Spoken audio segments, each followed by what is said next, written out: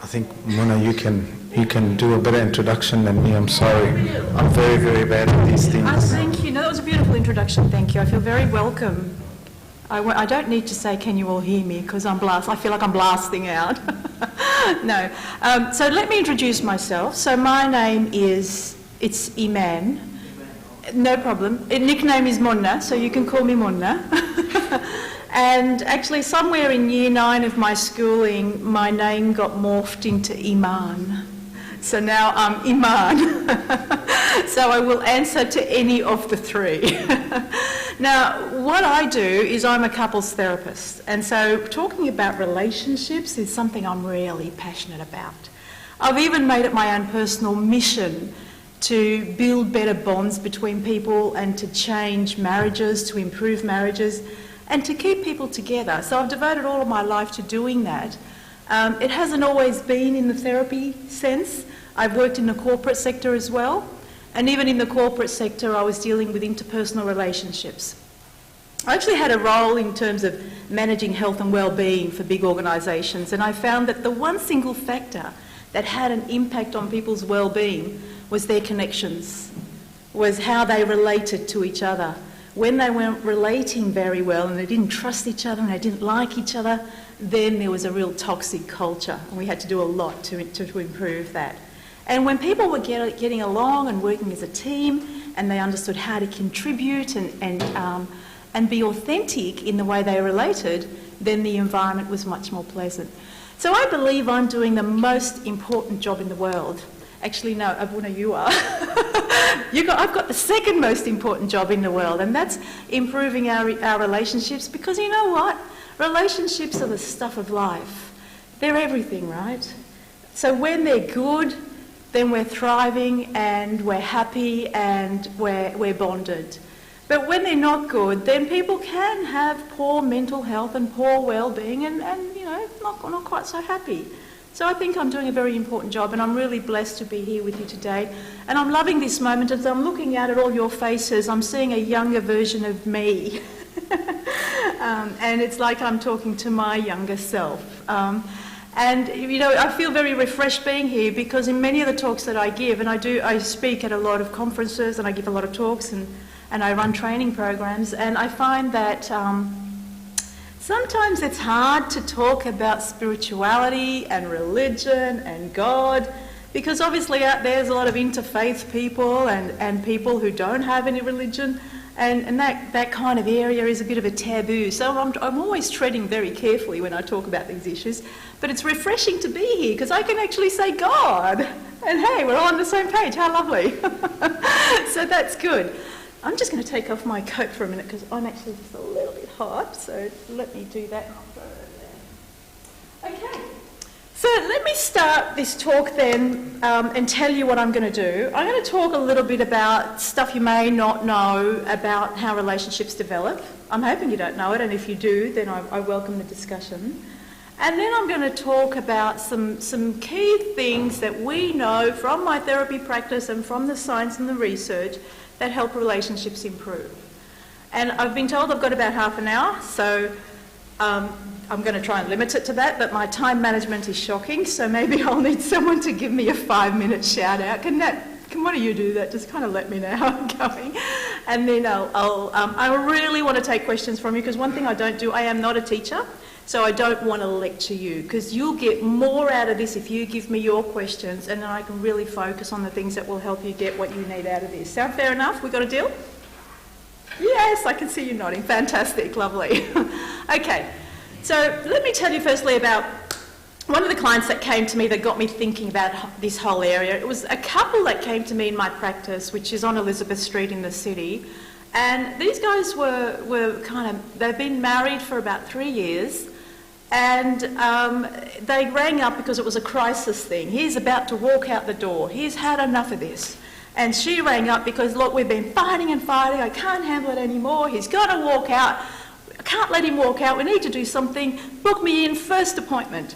So here they were in front of me, a crisis couple, And as I was doing my assessment and kind of trying to work out what was happening, there's a few things wrong. They'd really ripped into each other with all the conflict and the fighting. They certainly weren't doing any good stuff there.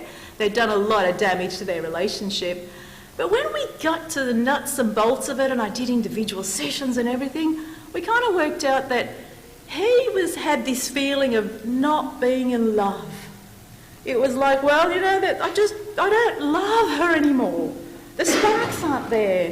Back in the old days when we were dating, I just wanted to see her, we wanted to spend time together.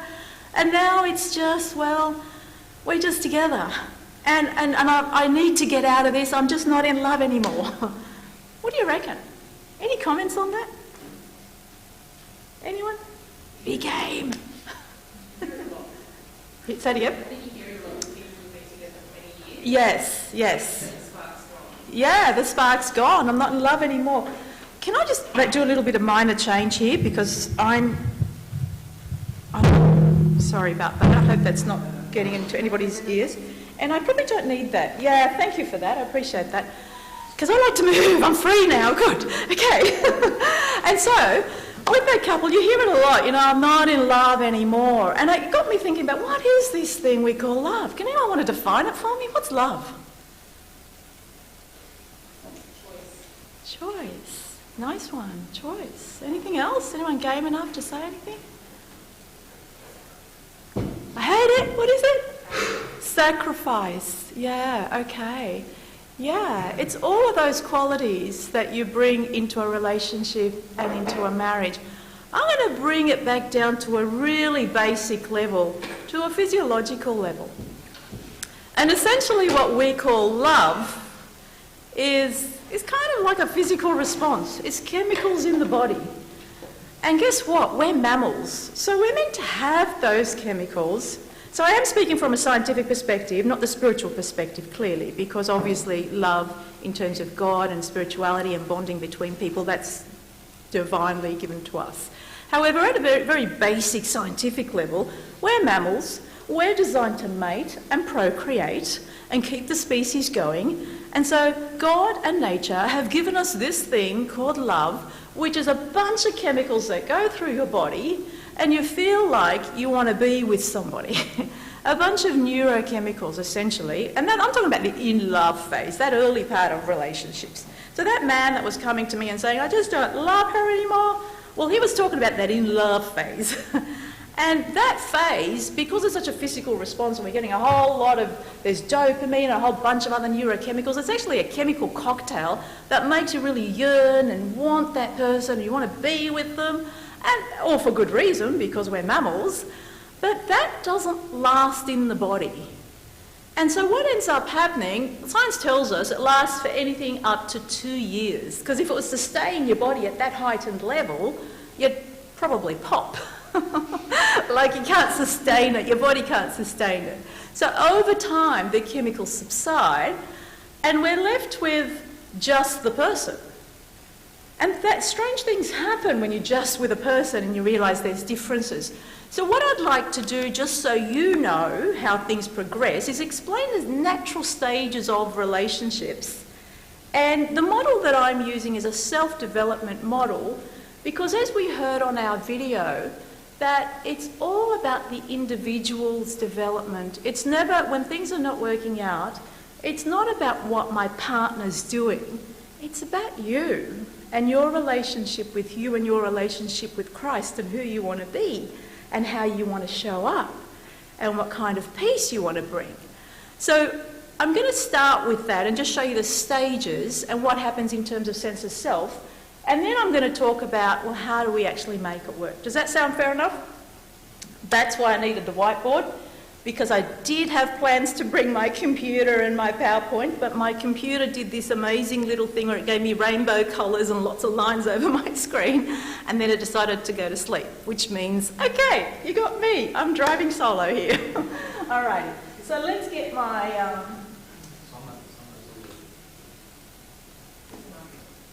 I come prepared. Okay, so I'm still loud enough, I'm sure, but I'm sure you'll tell me if I'm not. All right, so this is what happens. Let's say we've got two people that meet. Here they are. Thank you. Great. So we've got two people that meet, and here's their little bubble, and they're the people that are in love. And society tells us that that's what we're striving for, this feeling. Like that man who was saying, I don't love her anymore. Well, when you looked at his history, he'd been through so many relationships where he'd lasted for 2 years, 3 years, and then he'd walk out.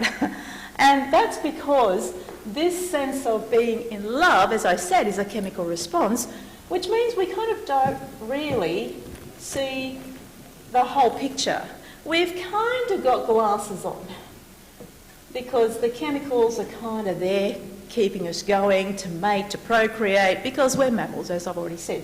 And so this is the in-love phase, and I kind of call that a sense of we-ness, in the sense that there's an enmeshment between two individuals, and there's a sense of we are in this together, and there's no sort of different sense of self. If that's a bit confusing, ask me questions, because I'm just talking about it in a very general way. Hopefully it'll become clearer. As we progress in human development, then we find that the two individuals start to have boundaries. They discover, here they are, and up here we've got their eyes showing, and guess what they've got in their hands?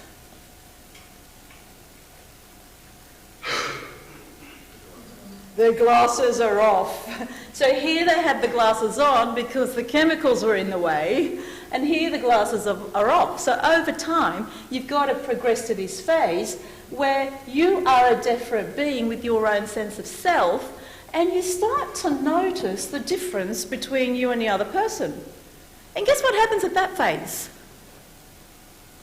Conflict, hello, conflict. And so what ends up happening is people have fights because I've realised you're not the person that I thought you were. You're not the person I married, you're not the person I was dating, you're different. And there's actually some things about you I don't even like. So who are you? Go back to what you were before. That's normal, that's natural. That's what's meant to happen. There's meant to be conflict. But it's how you manage that conflict that can make the difference between a successful relationship and a relationship that heads south, and the demise of a relationship. So with conflict management strategies, conflict management is critical at this point. And so a lot of my work is around conflict management with people. I'm going to keep talking to you and telling you about the next stages, although they become less relevant for our talk today. Now, in these next stages here, we've still got a sense of self.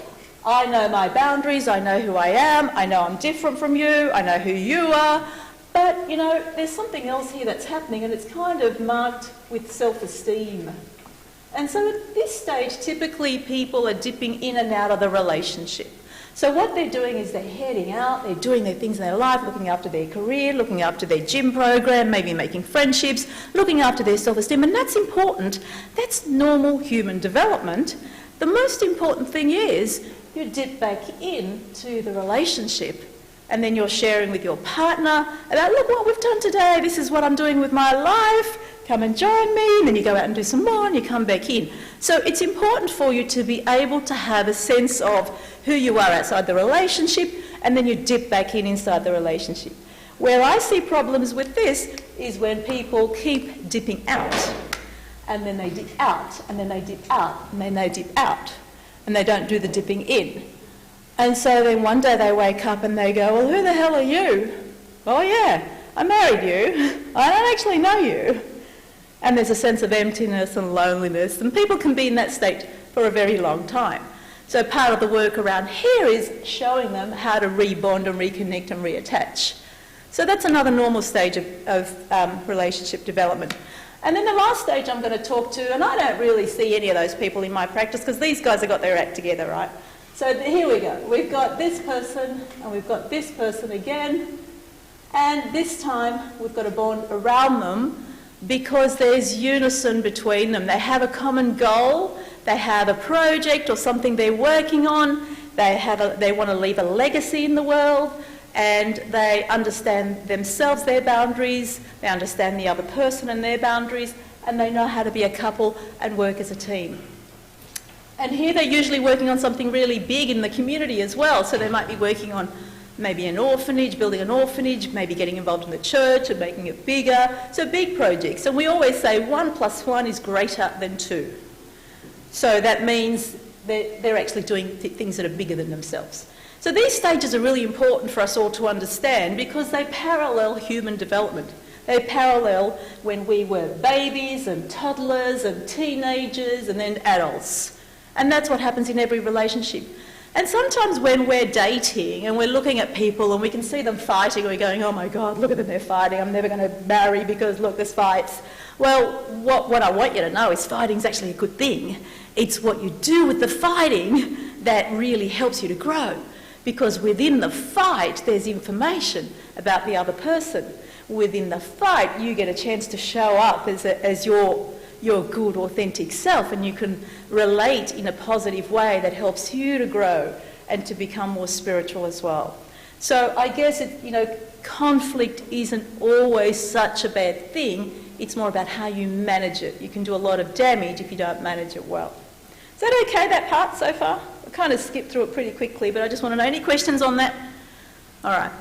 So I guess in terms of these stages, everybody goes through them. Your relationship has to go from here to here. You can skip phases, but usually I've got to bring you back if I'm doing any counselling with you because you actually have to go through each of the stages. And this is the most important one here in terms of, we call it differentiation.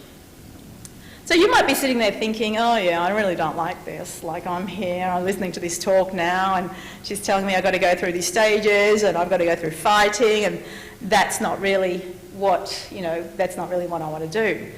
Why do you reckon I'm telling you that for?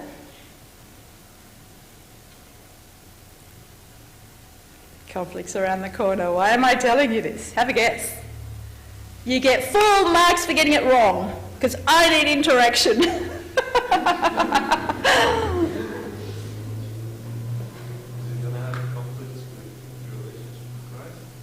Conflict with your relationship with Christ. Yeah, man, that's kind of, I love that. Wow. I could really do a whole talk on that one. But it's kind of not where I'm going with this. I'm going to really leave it at the scientific level because I need a Buna to help me with that one. I'm going to meditate on that one. But thank you for participating. Anyone else? Let's know it's normal, it's okay. It is okay, yeah. And it will get better. Yeah, exactly. What a lovely, hopeful way to view it, hey? And did you have a hand up as well? So you have realistic expectations as well. Yeah. Right. Realistic expectations. No one here is married, right? Two people? Two people married? No. One. Only one. Okay. All right, fantastic. Only one. That's good. Well, I guess what I'm about to tell you is that the reason I'm telling you... Okay. All right. Okay, guys, I got the idea. The reason I'm telling you is because I want you to learn about the conflict and how to develop those relationship skills before you go into marriage. It's not too late for you. You can still go. All right, you're okay. All right, so I guess I'm saying to you that, the pre-marriage work of learning the skills to navigate relationships, to know what you're up for, to understand your strengths and to understand the challenges that could arise between you is pretty important for you to be able to navigate this and not fall into the pitfall and not go into demise. Does that make sense? Yeah, all right, so that's why I'm telling you this. Now I'm going to turn into, all right, well, there's a whole lot of science out there, a whole lot of literature about what you do to navigate problems in the relationship. Has anyone heard of Gottman? Anyone here in this? Yeah, some people have. So anyone in the psych space would have probably heard of Dr. John and Julie Gottman. And they're people in America who have developed a model of therapy which is kind of pretty famous. Like there's hundreds of models of therapy, but that one's pretty famous. And they're actually Jewish in origin. But they have, and so they have a kind of a religious orientation, I guess. But their work is amazing, and they've given us a beautiful model to work with. And I've actually brought a handout, which I'll hand out to to all of you. I hope. I don't know how many people are here, but I may not have enough. And I'll just bring that out. Now, if I had my slides, you would be able to see this, but given that my computer didn't want to behave itself, and I'm here slideless, this is what you would have seen. And what you're looking at, which I'll give you, is a relationship house. And that relationship house is the guts of the Gottman model. And what it says to us is that, you know, there's pillars of our house in relationships, and the two pillars are trust and commitment. So trust and commitment are essential for a relationship to thrive and to blossom. And that's something that we assess. And when I talk about trust, I'm not just talking about, you know, infidelity and all that sort of stuff. I'm talking about something even more basic than that. It's the feeling, a sense of, are you there for me? So is that person there for me? It's like a really primal cry that we all have. And it's, are you there for me? So when I need you, will you be there and will you respond? And of course, commitment is self-explanatory. But inside the house, you can see there's different colourings. And there's essentially three systems that we look at that we need to have in place for a relationship to blossom and to grow. One of them is the fondness and admiration system. And that fondness and admiration system is made up of 4 different clumps, which I don't think I'll talk a lot about because then I'd rather give you what you wanted and get you to ask questions. But essentially there's 4 pieces in that, and part of it is about what they call building love maps, which is essentially over time you need to kind of maintain your knowledge of your partner. So what we find is that people after years of marriage, they don't update their knowledge of their partner. And so they may be having a discussion in front of me and they'll be saying, but I thought you liked eating blah, blah, blah. And then the other person will say, well, yeah, that was like 20 years ago. I gave that up and now I'm on, you know, I like eating that. But so they don't really know each other. And so we get them to ask questions like, well, do you know who her best friend is? Do you know what he likes to, his favourite holiday is? And so it's updating the love map. That's something that we need to keep front of mind. And then there's another one which is called turning towards and away.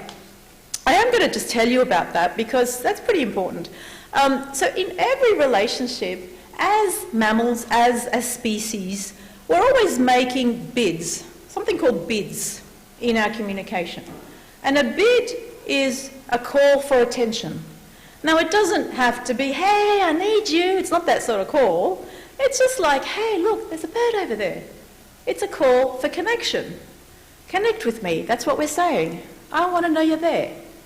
And so with these bids, the person responding has 3 options. Let's assume the bid is, hey, look, there's a bird over there. There's 3 options. They can turn towards, they can turn away, or they can turn against. And so when they turn towards, they'll say, oh, it's a bird, let me have a look. And now there's a connection established. And as little as that is, that really helps build relationships. Or they can turn away and say, what are you looking at the bird for? And just go back to what they're doing. Or they could actually turn against and go, what are you damn well like? I don't want to look at birds. I'm busy doing this. So that's even a harsher comment. It's an aggressive comment. So towards, away and against the bid. And that's something that you can do all the time in every response with someone that's important to you.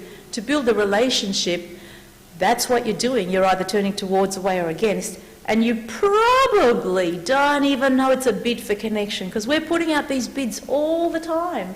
And it's a bid to connect with another person.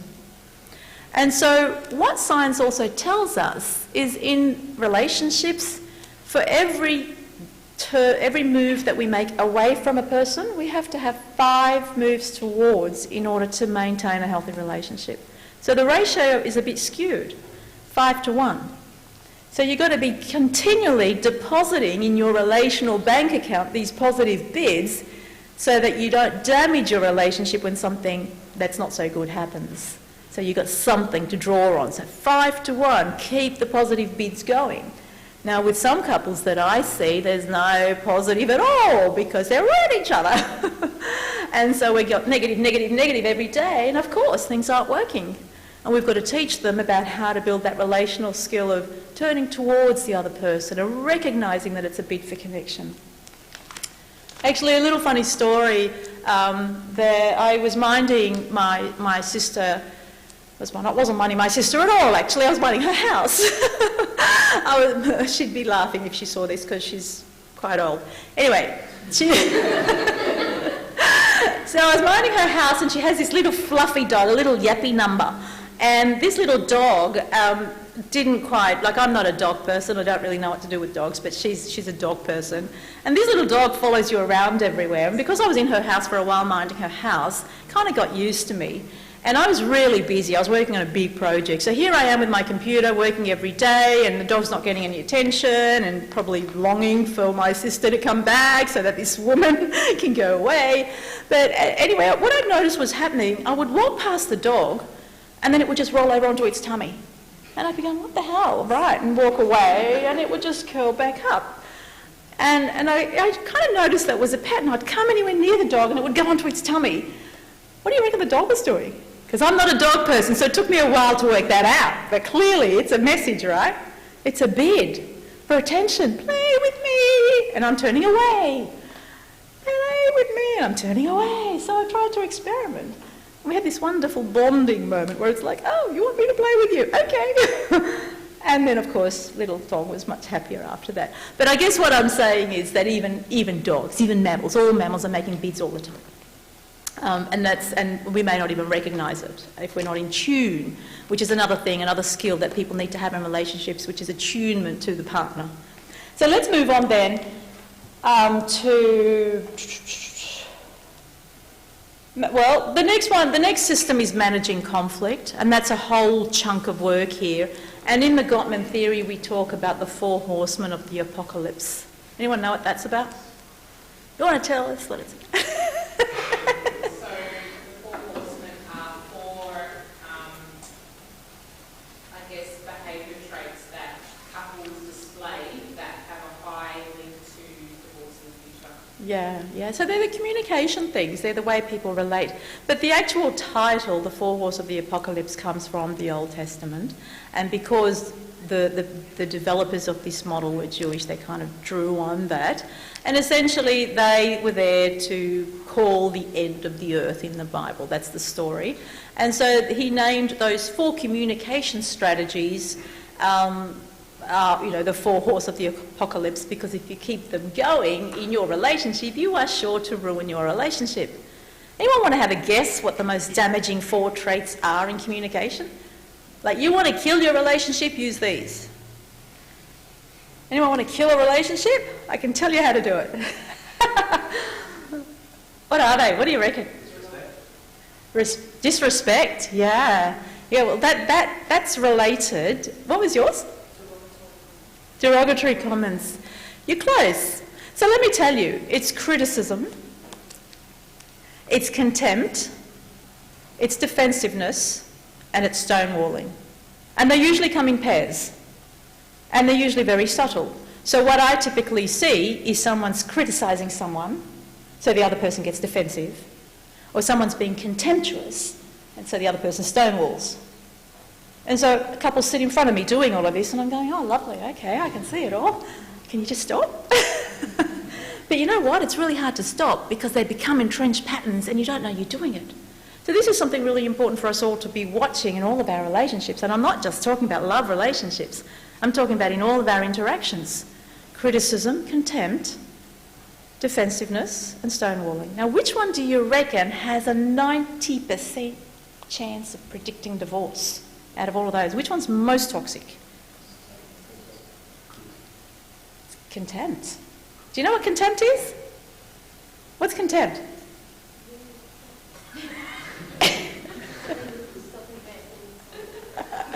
No, don't. I really want you to keep doing that. I'm loving your comments. Was that a bit towards or away or against? That's again. Okay. Anyone want to define it for me? What's contempt?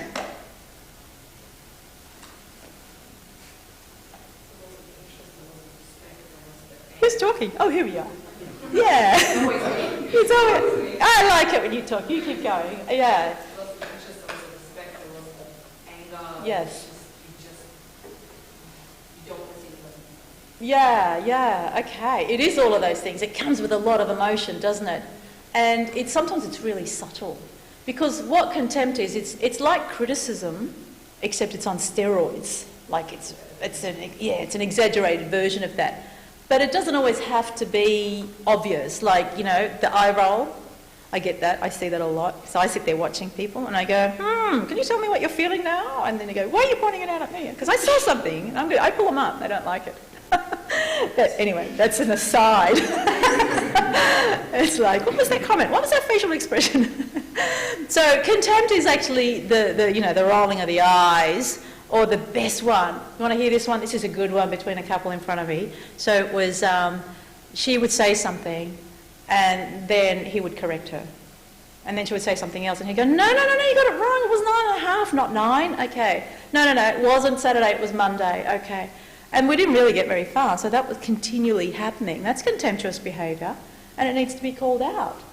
And so that kind of thing, see, these little subtleties are actually internalised by us in our system as a move away from our partner. And so that's why communication strategies are pretty critical when it comes to relationship and bonding and supporting each other and having that positive feeling between couples. All right, I'm only going to say one more thing because I'm pretty sure my half an hour is up, but no one's telling me. But anyway, the very last one is about creating shared meaning. And so that one is really about couples being able to create a goal together and being able to share their legacy and being able to have a purpose in life together, and they move forward together. And so there's a whole lot of exercises around that. So I guess what I'm saying to you, I'm going to give you this sheet. I've got enough here, I think, for most people anyway. But in terms of how to build a relationship and to keep a marriage going and to sustain relationships, this is probably a good roadmap for you to follow. This is it here in terms of 7 principles that we know that will keep people bonded in relationships. All right, any questions?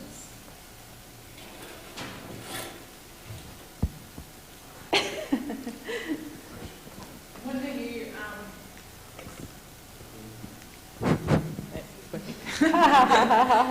so you mentioned, so in this, basically these stages This one? of relationships. Yes, it's my very messy diagram. Yeah. So I have a question about the weeness, like the in love one. Yes. So you've got the glasses on and you're basically blind with love.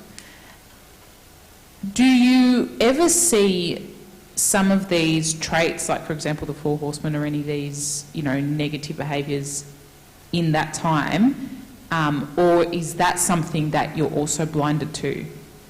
So what I'm trying to get at is, are there any telltale signs that, you might have some serious issues in your relationship at the start of it, and how do you pick them up and address them early enough, I guess? Okay. So every relationship has a set of problems. Every single relationship does. And so we differentiate problems or conflict. There's 2 names. There's solvable problems. I'm getting to the answer, but in a roundabout way. So there's solvable problems, and there's what we call perpetual problems. So sometimes people ask me, like, how do I know I've met the right person? And I say, well, have a look at the perpetual problems, which are the things that are not solvable, and see if you can live with them. Now, how do you know a perpetual problem? How do you know it's a perpetual problem? It's related to values, to the core of the person, their personality, their values, and they're things that you don't change. And so it could be something like religion. If they don't have the same religion as you, well, that's probably not going to change. Like, no, everyone's going to want to keep their own religion. Sometimes it's things like how they relate to money. Like, they believe that money is there to be spent, and someone else believes that money's there to be saved. And so we're kind of going to have a bit of conflict around that. That could be a perpetual problem. And so we kind of tell people to look at whether it's solvable or perpetual and then decide whether you can live with it. But every relationship you're going to go into is going to have a set of perpetual problems. So pick the set that you can live with and therefore pick the person with the right set of perpetual problems. So I guess going back to your question, in this phase, we tend to downplay the perpetual problems. Oh yeah, I know he's Muslim, but that's okay, we'll work it out. Like, really? That's kind of what you do, because you've got the glasses on and the hormones are kind of doing their thing and they're having a little mini dance inside of you. So essentially you downplay the problems, you don't see the seriousness of them. However, what we do say, and this is not just me saying it, this is something that's actually in books written on this, it's a good idea to talk to people that you trust, people that care about you, and kind of go, hey, what do you think of my partner? And then that way you can hear some things that maybe you're not seeing, and hear commentary and kind of evaluate your own thought processes and kind of go with that. Helps you evaluate. Yeah, I'll just take one more minute. And so essentially, so Damiana, the answer to your question in terms of are there any problems? Yes, people can downplay them, so a checking in method is better. This phase, by the way, lasts different amounts in different relationships. So it can, commonly it's about 6 months, so anything from 6 months onwards, but it never lasts any more than 2 years because the hormones are not sustainable in the human body. So what was your comment?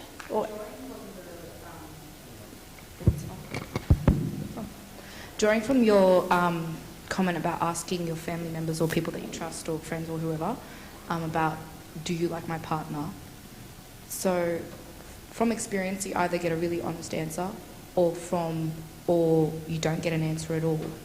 And how do you know when to answer somebody and they're going to take your opinion or you're going to take their opinion seriously and kind of... because I've seen it happen where they don't like the answer because they've still got their rose-coloured glasses on, and it hurts that particular relationship that you trust. You trust them because I found that some people just want to hear their same answer reflected back to them. So how do you make sure that if you're going to give your opinion, if you are asked, that you're going to give it in a way that, or know that they're going to accept it from you? Okay. So you're not really avoiding the question, you're answering it, but you... So let me answer that in two ways. Clearly, because we're all here, we're Christians, so I have a belief, and I'm sure you share this, that somewhere in the line God matches you up with the right person. So God brings people to you, and therefore there is an element of divine intervention in who you end up with. That's kind of my belief. Now, going back to that in terms of what do you do when people don't believe you with what you're saying or misunderstand you or whatever? I guess everything, and this relates to couples work, so I'm just going to frame it in couples work, but I think I'll be answering your question. One of the biggest problems in the work that I do is I get two people sitting in front of me saying, these are all our problems, and what I want you to do is change them. Right? Everyone's telling me to change the other person, because there's nothing wrong with me. Look, clearly, look at the stuff they're doing. And so I kind of have this view, I don't do partner change, I do self-development. And partner change is down the road, so I like to send them down the road. We don't do partner change. So I guess that kind of relates to what you're saying, because if you're giving advice as a trusted advisor, someone's gone to you because they trust you and you give them an opinion in terms of, well, this is what I can see, you've actually done your bit in that you've provided information. What they do with that information is their business. Now, over and above all of that, I do believe in prayer, and I do believe in kind of, I guess, resorting to asking God what the right thing to do is. Which is not the scientific answer, but it's also an answer. I'm not sure what that face means. All good? Yeah, fantastic. All right, cool. Yes, please. I have Thank a- you. I have a question. Oh, damn it. I thought you were going to help me with that answer. No, Liz, sorry. What's the sorry for? But I really love what you said about two things. Yeah. The first is these glasses. So I always say to people, there are ways that we can minimize the amount of blindness that occurs due to these glasses being on. So I usually say to couples, I've got 5 golden rules you can't do when you're engaged or getting to know each other. The idea of that is for them to be able to see these perpetual problems and to decide whether they can or are willing to live with them or not. But if these glasses, if these people don't listen to the 5 rules, which happens a lot, I usually say this person, khalas, they're drunk with love or that kind of love. Which is true. What way is there to wake them up? What time? Time. Time, because the chemicals dissipate. You leave them together long enough, they're going to start fighting. And they're going to be fighting over the perpetual problems. And if they don't have the skills to manage those things and they can't live with them, the relationship will go downhill pretty quickly. And then if they're married, they're going to have 2 options. They stay married and they become lonely and desperate and miserable, which is what happens a lot of times, let's be honest about it. Or if they're still in the dating phase, then they'll go, well, actually, how do I get out? And they will split up eventually. So it is a chemical cocktail. Actually, in the psychological literature, we call it a psychosis, a psychological psychosis. And the phase is actually, technically speaking, it's called limerence. It's got a name for it. I mean, the love songs and society tells you it's the perfect phase, etc., and that's what you're meant to be, and that's what you're meant to have, and it lasts forever. It's not. It's just a phase, and it's called limerence, and then you will get out of that to reality. So time is the answer. I mean, there's a lot of exercises we can do this is, again, I'm going to be saying to you, premarital work helps with this, because you identify all of these things. We do an online inventory, and there's 22 sets of questions that go into all sorts of issues, the most common ones that we know people stumble on. And then you sit with a therapist and you go through your strengths, which you do need to know, because every couple has unique strengths. And when you know how to leverage off your strengths in times of difficulty, then you can overcome hurdles. So you go through your strengths, plus you go through the areas for growth. So you know what they are. You know that's a little mountain there that you're going to have to go over, and here are some skills to help you through that mountain. And that's why I'm a firm believer in premarital. I don't think we do too much in our church, but I know in some of the other churches, like the Anglicans and people like that, they use that all the time. That's kind of part of their mojo. I think, unfortunately, in our culture, that there's a bit of stigma around counselling, especially marriage counselling and all that sort of thing. And I kind of, I do the work I do, so I'd like to break that and say, hey, it's all right to go and talk to somebody and get some skills, because it actually works. Sorry, everyone. Okay, and the second question. Yes. No, that's perfect, and as much as I don't like the idea of time, Yeah. because that's, for some people, that's 2 years of their life that's wasted, but I guess it's better than Yeah, than well, not those helping glasses, at all. they're pretty good ones, they're Yeah, I can the expensive ones. So, unfortunately, The other question I wanted to ask is, we live in a world now where I'm continuously comparing myself. So I am about to start a relationship, but we have a couple that are about to get married. But Mark and TK, well, they waited 6 months before they get engaged, so I have to wait 6 months. Or it took them 2 years to get married, so this person took 3 years, and this person knew her partner for 3 or 4 years before they. And it's as if there's these standards that we've kind of put in our head, premeditated, that this is how a relationship goes. How do you tackle that? How do you wake people up and say to them, every relationship is different? How do you wake them up? There are relationships that can develop in 4 weeks, and it can work, and it does work. But there are relationships that unfortunately need 2 years, and maybe even not work. How do we make them become independent? Think for themselves. So if I had my computer here, I would show you my slide. However, I don't. So the question is not, or the answer is not how much time they're together before they decide to get married. It's what are they doing with that time? It's like what questions and conversations are they having? How much depth are they getting in terms of understanding the other person? And so there's a whole series of questions that we like people to have. Conversations that we like people to have. And that's why, once again, I have to say in premarital work, you facilitate those conversations. Some of them are about roles. Do you have an equalitarian role, or do you want a conservative, role? And is it based on what you saw in your parents' relationship? Where did you get those ideas? So it's not about time at all. There is no benchmark. There is no standard. You can be with somebody and know them at such a deep level because you're engaging differently and having different conversations about values, about goals, about aspirations, about roles, about money, finances, sex, the whole thing. All of that has to be spoken about.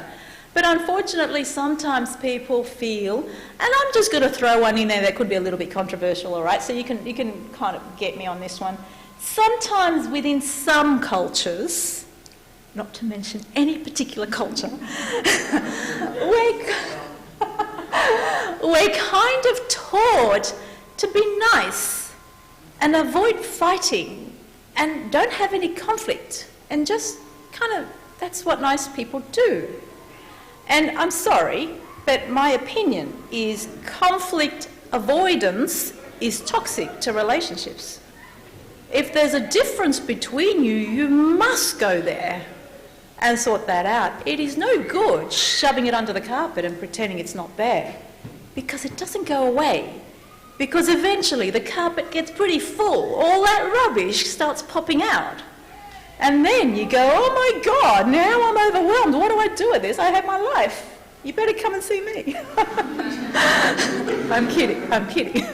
But that's what happens. So that's what happens in some people's nature and personalities and from their family of origin. They are taught to avoid conflict.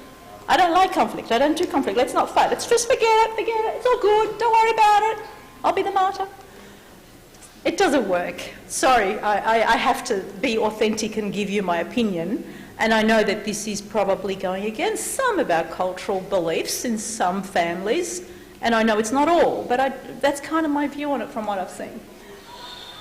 Between the eyes, that's my style, right? I got it, I know.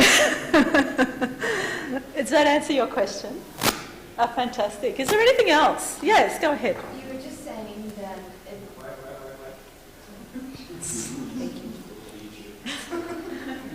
you were just saying that it doesn't matter how long they've been together. What matters is the depth of the conversation they're having and what questions they're asking each other and so on. But what if they're having deep conversations, they're asking each other good questions, but they're in that 6 months to 2 years phase. So they're answering, even if they're answering honestly, they're like, oh, whatever, I can work with that. Oh, it's fine, I can live with that. Oh, مش مشكلة, it's fine, I can change, and so on. So shouldn't we wait until the end of the 2 years to make sure that all the dopamine, as you say, and everything is gone, and that people are actually sticking to their it's not hard and fast. This 2 years is a maximum. Yeah. It can wear out after the 6 months, for some people. Yeah. So it's not a hard and fast rule. It's just that we know it's gone by the 2 years. But it's, when I'm saying that love is blind, it doesn't mean their brain circuitry is completely closed off and they're dead. Like, there is some part of the neocortex that's functioning and analysing. However, there is an override through the chemicals as well. And that's why I say, well, don't just rely on your own brain. Use somebody else's brain that you trust and kind of go, this is what I'm hearing, about the differences here. What do you reckon? And then that's a reality shock when someone says, what? He spends all his money, all his millions of dollars have gone on cars.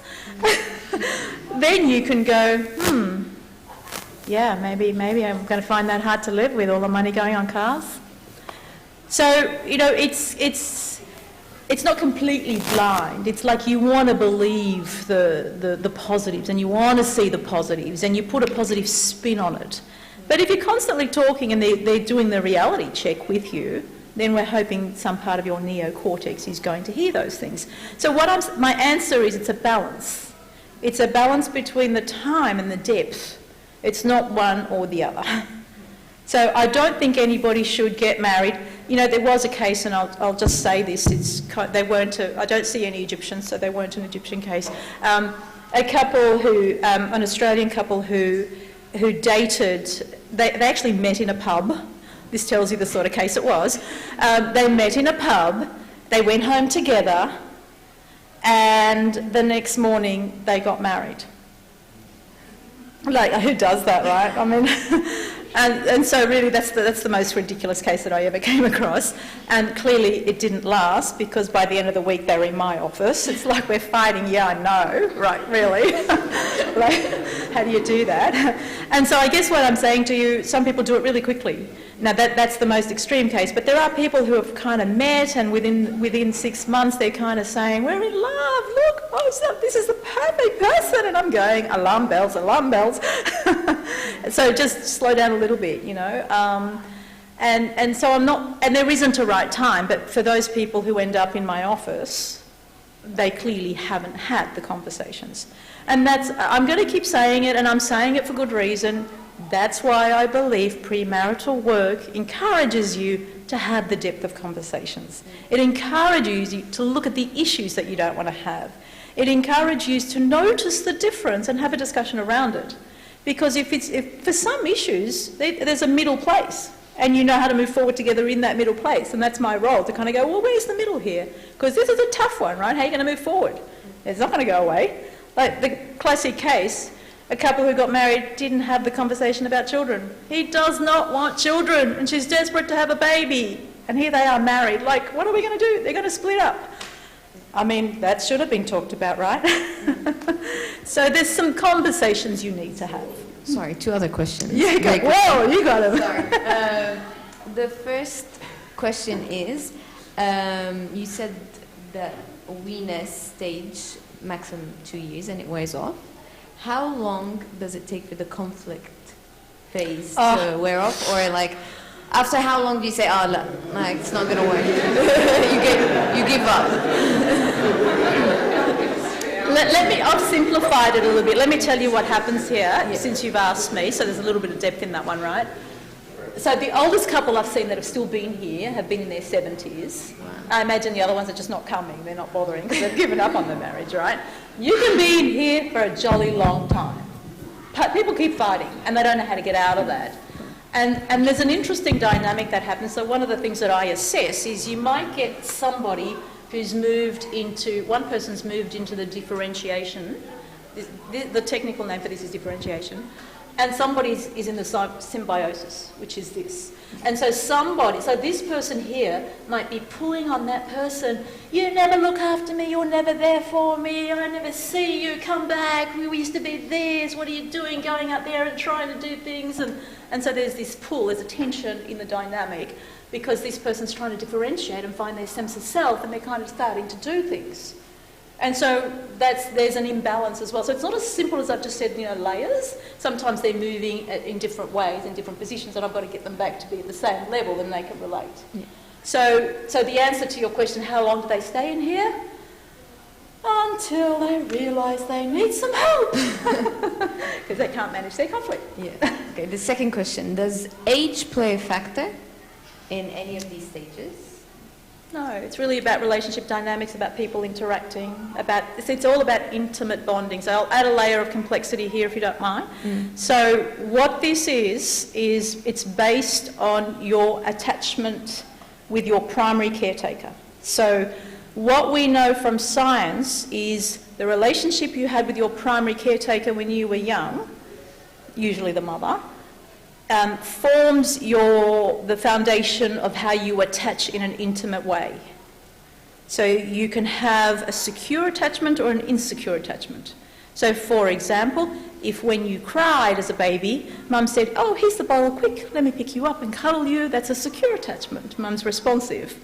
If mum said, no, I've got 9 other kids, can't even hear the crying, whatever, or I'm busy, or I don't really care about you, or whatever, that's an insecure attachment, and there's variations of this, I'm simplifying it. But essentially that forms the foundation of your attachment system and how you do intimate relationships. Anything else that happens after that that you learn in your life is kind of renovations to that foundation. It's like added onto it, but the foundation's already laid. I mean, we can do some work with that. People can learn different things. So I guess to answer your question, is there an age? Is it related to age? No. What's more important is your attachment system, the foundation that you've got, what kind of attachment you make with people. Does that kind of answer it? So it's not age related. Because some people say, for example, oh, you're too young to get married, or you're too young to know, or you're too young to decide that that's the person that you want to be with for the rest of your life, and so on. Yes. So doesn't age play a part in maturity and play a part in knowing how to resolve conflict and know how to tell apart if it's weakness or perpetuating, I don't know. Well, let me put it this way. The more life experience you have, the more clear you are about what you want and what you don't want. So one of the things I see once again is people, when they get married really young, then they change, they grow and they develop and they decide they want different things. And so, for example, if they're really young and they've had no other experience, so I do have an Indian couple at the moment, they met when they were at school. They were going out since the age of 13. Like, who does that? Like 13. They were boyfriend and girlfriend at school. And here they are at the moment, they're in their, what are they? I can't remember, mid-20s, something like that. They're not that old. So they got married after school, and here they are in my office. They didn't really have a chance to experience what they wanted from life, and now they're feeling stuck. And because they're Indian, it's hard for them culturally to kind of go, well, had enough of that. And that's not what I'm suggesting you do, but some people do that. So for them, they're feeling stuck. And they don't know how to negotiate their differences because they didn't really look at their differences before. They were too young to kind of go, oh, this is different, this is big. So age is important because as an individual you grow and develop and you become more mature and you know what you want, you can be more solid and you can self-define, which is this one. Self-defining is important. So self-definition is the ability to define self, which is I want, I need, I wish, I desire. If you can't kind of go there, and it's like, I'll just do what you want, then we want you to mature a bit. Then you can stand in your ground and be solid. Because that's two solid individuals make great relationships. Needy individuals, I need you to complete me. I don't know how to do it without you. You make my life complete. That goes downhill pretty fast. Get that? Yeah. So age does play a factor. In terms of individual maturity, yes. I mean, if you're a 13-year-old and you've got the maturity of a 25-year-old, which doesn't really happen, right? Then good, but, it doesn't happen. Yeah, it doesn't happen in like chemicals and brain development and all that kind of stuff play a part. Oh, of course, yes, you're continuing to grow. Yes, they do. In terms of the development happens internally and externally as well. So, yes, all of that plays a part. So age is important. But science doesn't sort of say people should not get married until they're the age of blah. Okay. Actually, our legal system does. Yeah. There we go. So we have an answer. One last question. Yes, Sorry. yes. I think it's unfair what we've done tomorrow, but I've got a list of topics now coming, so it looks like we're going to book one once a month. But definitely we need to talk about the questions to ask. Yes. So I think that's the next one. So yes, Tim is not here. Mark. So I think this is definitely something we need to discuss. Lovely. Just one last question. Sure. And maybe that's another question that we can have as another topic if you want. What happens if I can't get or I can't put the glasses on? You get couples that can't get into that first, or persons that can't get into this stage. They can't form a relationship. Yeah. What happens there? Do you ever have people that come straight into the self-definition?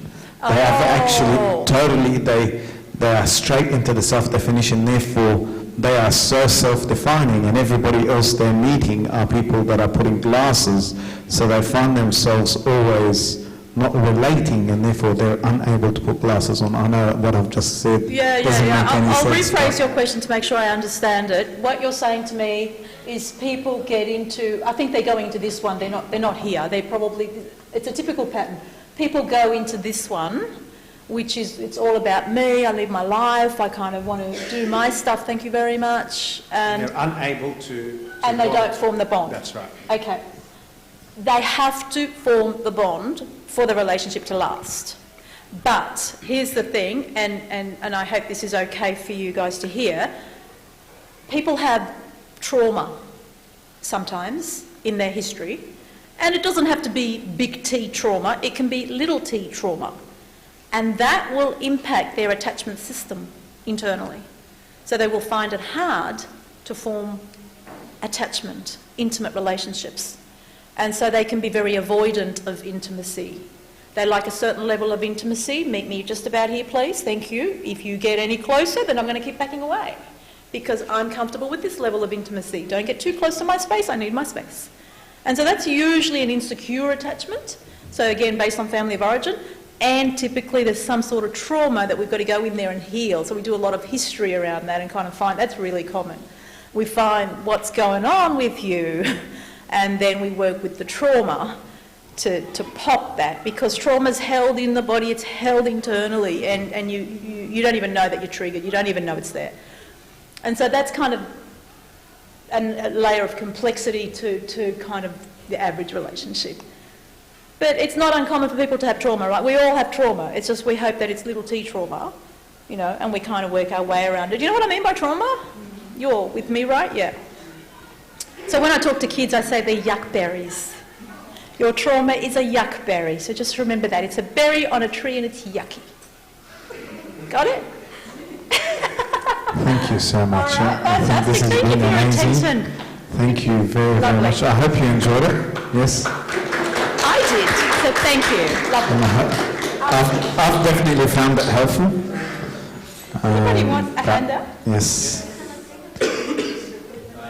Thing. If you're too shy to ask questions, or if throughout the week you think of a question that you want to ask, we do have a link that I posted in the youth group. It's anonymous, so feel free to ask questions there, and hopefully they'll be answered next week by the next speaker. We need you back, Mono. So we'll just make some appointments. Yes. Make sure it's while I'm here, not when I'm away. Huh? So she's not allowed back here for the next 3 Fridays, because I'm away for 3 Fridays. Actually, yeah, 3 Fridays. Announcements.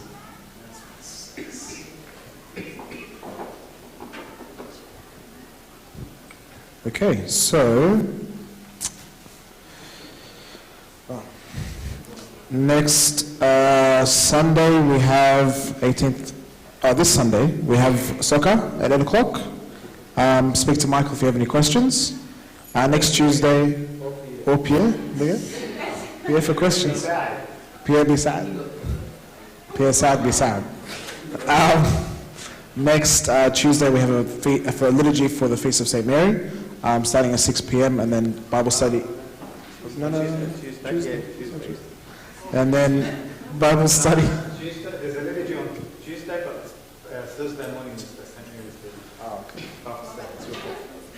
That's what I make. That's not me. The coffee. And then Bible study is normal from 8:30. Thursday the 22nd, we're going to have a barbecue here at church, followed by like a games night, and just chill. And then youth does have from 10 o'clock for about an hour. Next Friday, we're kind of continuing on the same kind of vein. We have a Q&A with our own Demiana next Friday for relationships. So you can take questions you may remember throughout the week, like Michael said, or if you have any questions about any other form of relationships you have in your life. We have a new food service, so we have food. We're going to have a roster for the food supplied on Tuesdays and Fridays. If you want to get involved, speak to any of the youth servants, Michael, myself, Danny, Anna, Nicole, Gina. Especially Gina. Just talk to Gina, or obviously Abuna as well. So you'll be put on a roster, and it's just food that we'll supply on those days. We have a camp coming up on the 18th to the 20th of October this year. The cost will be $130, and it will be at the Youth Works Conference Centre, so the same site we went to in June. Was it June? Yeah. May. But it'll be at just the site, there's one next door. So the site has 4 campsites, so it'll be one of them in the mill. And there's food at the mill downstairs for anyone who's hungry. And I have 3 more announcements, All right, good. just to add to that. All right. So we also have a table tennis competition on the 25th of August. I know a lot of the younger guys are looking forward to it. They've been nagging me to do it, so it's there, it's on. It'll be $10 per person, and this time around we're going to do a round robin, followed by a knockout stage. So that should be good. That's at 1 p.m. on the Sunday. Second announcement is we have a ski trip. We're looking to finalise numbers. We need to know by Sunday night. So if you're interested in coming, let us know. It's on the 11th of September to the 14th. We'll be leaving on a Wednesday night, skiing Thursday, Friday, coming back Saturday night. The last announcement is trivia. So Pope K are having a trivia night. I know last year we had a table, and the people on the table had a really fun time, so we're looking at doing that again this year. The date for that is the 15th of September. It's at Pope K at, I think, 7 p.m. And we're going to get 2 tables. And so far, I think we have... I think we have 7 people, but I think we can make the 2 tables. So if you're interested in that, come speak to me or Mario.